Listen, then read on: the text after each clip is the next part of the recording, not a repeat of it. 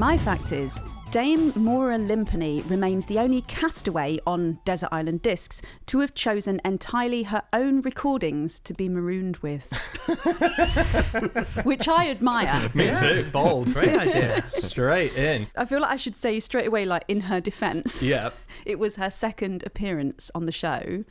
She said she didn't. Her first was 22 years earlier, and she didn't want to repeat any of her choices. And there probably hadn't been any music in That's the problem. Back in the day, there was 8 songs. So that was a big problem. We should quickly say, because our British listeners will obviously know what Desert Island Discs is. But probably not the young ones. Not the young ones, possibly, yeah. And international people won't know it either. This is...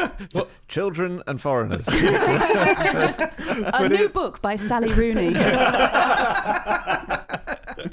Yeah, so it's the UK's, I believe, longest running radio show. If not, it's right up there at the top. It's an interview show, and the basic premise of it is you bring 8 records onto the show, songs you love that mean something to you, and then at the end you're asked to make a decision. You're going to be marooned on a desert island. What one song are you going to save while the 7 other wash away? And you get to bring a book, and you get to bring a luxury item, and it's awesome. It's my favourite radio show. Yeah, and they use that to talk about their life and thoughts and everything as well.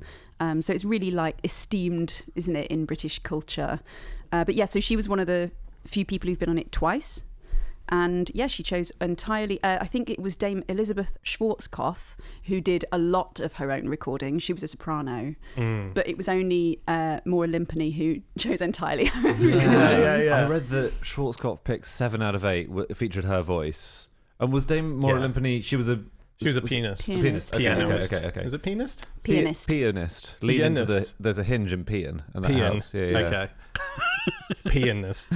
And Schwarzkopf's the other one that she did. She was on the recording, but not the bit they played, I think. Oh, okay. So technically, she might have still got some royalties for it. But to be fair to her, Limpany, she didn't pick songs composed by her. They were Mozart songs and they were Chopin and stuff like that. So they were all classical pieces that she was playing on. But then you get people like Norman Wisdom, who is for children and overseas people. He was a comedian, very big in Albania. I mean, anyone under 80 is going to struggle with Norman Wisdom. And what about him? Well, he chose 5 of his 8 as his own songs, but I think his actual own songs, Don't Laugh at Me Because I'm a Fool, stuff like that. Yeah, someone who chose 3 of their own for foreigners and not for children was Rolf Harris. Oh, God. Just for the edit. There's an episode that Dan will be especially interested in. Oh, yeah. The Buzz Aldrin episode. Oh, okay. Which we've never heard. Okay. Did he punch Victoria Lovely? Or whatever she's called? Sue Lawley. Victoria Lovely. I've never so many people that could be. Joanna Lovely, Victoria Coren Mitchell, Sue Lawley, Roy Plumley. No, but Sue Lawley. So it was during Sue Lawley's tenure. Yeah, and she's massively respected, obviously. Yeah. Amazing broadcaster. Yeah. And she and a production team went to Buzz Aldrin's house in California, right? And they were setting up, doing all the sort of pre-chat bits. And Buzz Aldrin left the room and never came back. Oh, really? Wow. So they didn't make it. Where did you... Did they do it in 1969? I've just got to quickly do something.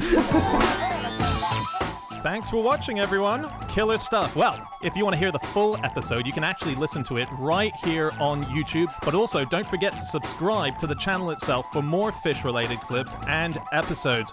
Also, join Club Fish with ad-free episodes and exclusive bonus content on Patreon and Apple Podcasts. Off with the YouTube clip.